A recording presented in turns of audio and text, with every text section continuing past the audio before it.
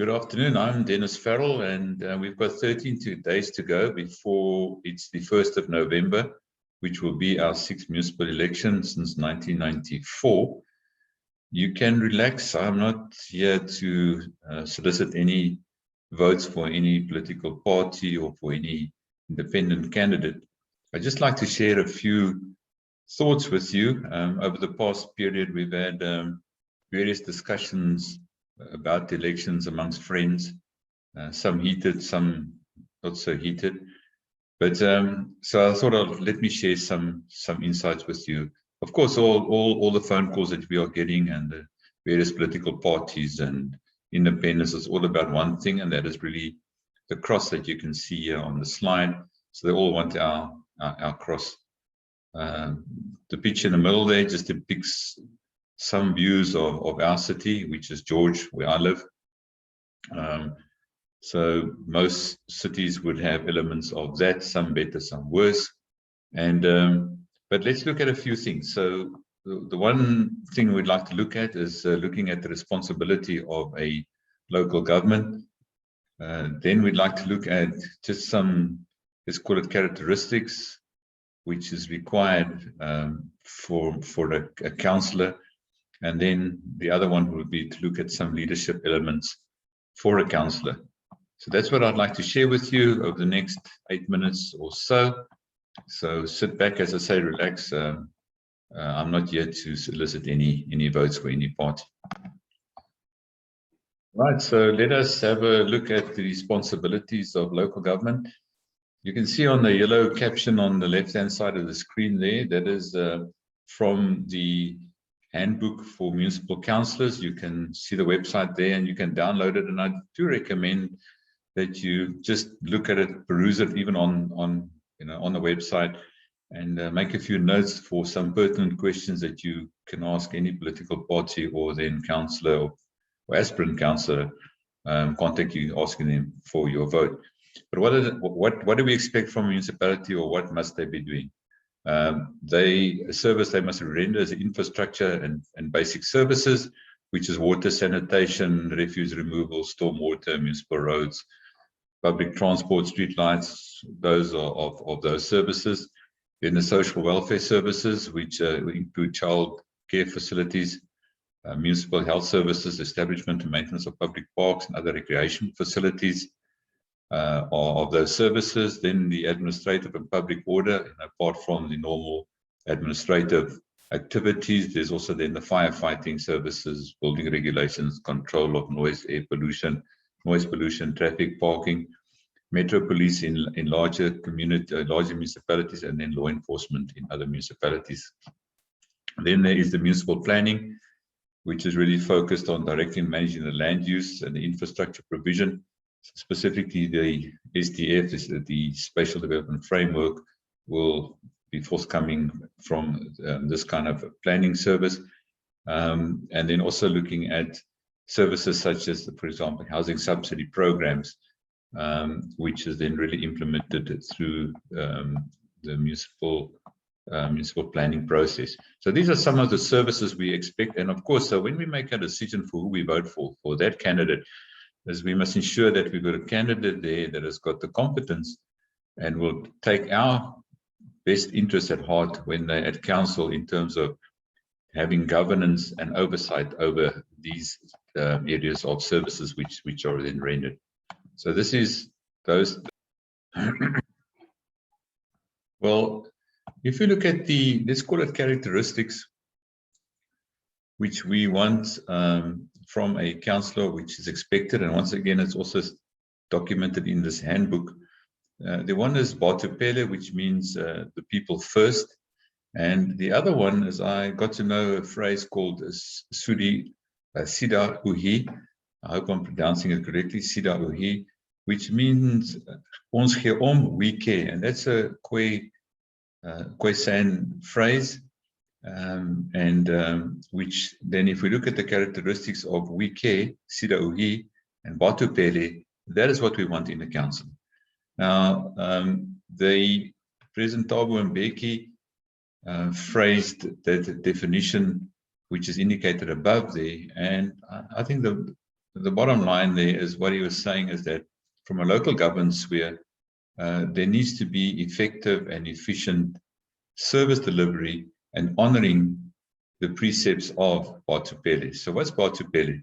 So Batupele is there needs to be a consultative process, consultation with us in the community.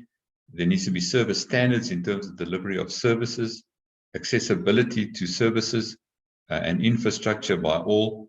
And also I'd like to add there must also be access to the councillor post their election for the full period of the 5 years, and not 2 months afterwards and then the 9 months before, as what's happening now. The councillors pop out from all over.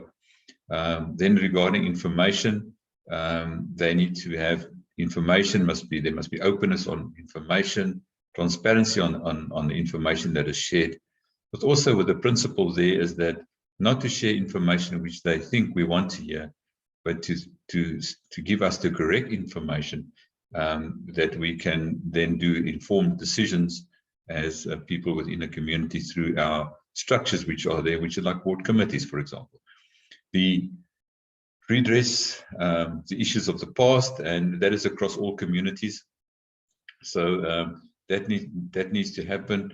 And then, of course, value for money. So we need to have value for money in terms of the services that we do get. So first of all, the rates that we pay, do we get the value for that? Secondly, it's also important to, in our case, I live in George, and the municipal budget for councillors is in the vicinity of 20 million rand a year. So that's a lot of money. So we would want those councillors to give us value for our money in terms of the remuneration they receive and other benefits that they may have in terms of delivering to the needs of us, the people, being the people first, and then also we would like to see them in their actions that they do care. Sida Uhi. So let's now look at the quality of a leader. And once again, on the yellow on the side there is all about, comes from that handbook. So what it says there, a good leader does not use his or her status to exploit people. So we need people that are there to serve us, not to exploit us. And ultimately, we pay their salaries. So they need to be servants to us. That's an Afrikaans term of rentmeesterskap. They are accountable to us in terms of that. So that's servant leadership. They need to be people of integrity. The use of processes in terms of service delivery in all the activities they do must be fair. There mustn't be a benefit to one community versus the other. It must be fair services that are provided through standard processes, which we can then also scrutinize and look at the service agreements within those processes, which there are. The consideration of the issues of the community or communities. So each community it's unique. One community will be in need of really true basic services, water, sanitation, electricity, housing, etc. And another community, for example, will say, well, we need the eradication of alien vegetation. Another will be maybe more on security, another one on waste. But this is to understand what are the issues within that specific community and then provide the support for that community. The last one here, very important, and I really urge you, challenge the political parties, all of them that come and see you, and in terms of this point, that leader does not allow power struggles to affect his or her leadership. So find out, are there power struggles? How is that power struggle affecting service delivery to ourselves? So understand those power struggles. Ultimately, that leader or that councillor is accountable once again to us. And what happens in the political parties is that at times is that the agenda of the party gets precedent above the agenda of us as a community, and we can't allow that. Then, so a few other points I'd like you to consider, which I would do before I vote for any party or for any individual. Do I trust them? Secondly, do I and they share the same common vision or dream. So what is my dream, or what is your dream for your community? And do we share that common vision and dream? And what are the plans that we can attain that vision or dream? Will they execute on their mandate? What is their track record? Now, don't accept the reason or the excuse of COVID. There's been a 5-year term, so that the last 18 months, 2 years, COVID has been around. So don't accept that as an excuse. What's happened the previous 3 years? So have they executed on their mandate? A way to look at that is to ask them to say, provide me with the IDP, the Integrated Development Plan. And so what over the last 5 years has happened? How much have you just rolled over? Look at the capital projects and say, but why haven't you spent the money on these projects over the past years? So that is what we want to know. What drives their behavior? So what are their values? What is your expectation and my expectation on receiving feedback, and how should they communicate with us? So sometimes we want just a WhatsApp, sometimes we might want a video message, sometimes we want face-to-face. So make sure that the way that you want to communicate and to be communicated to is very clear to them. Let them understand that. And then lastly, in terms of the leaders, must back their team. If we vote for a councillor, they are the leader in their own right for us, representing us at the council. So they must back us, and we will back them there. But they must not hang us out to dry. So they must not forget about us, after the election, and then come around a bit later, because we as the community, or we as the people who voted them in, well, we have to hold them accountable. And if they're not performing, then we need to have them fired or removed and get someone else in. So those are some of the leadership characteristics which I think we need to consider. Okay, then effectively, to just summarize these few points, the bottom line is the councillor's sole right of existence is to serve. They need to be stewards for what they have been entrusted with. So they must deliver on the mandate we have given them. So that is really the bottom line. And for that, we must keep them accountable. So, with these few slides, it's just effectively is that it's important, we as friends have had discussion, as I indicated, is let's understand what needs to be delivered. Let's understand the principles for which we stand and what we expect them to stand in let's say, in this case, Batupele and Sidaui. And then what is those leadership characteristics we would like to see within them, and then keep them accountable.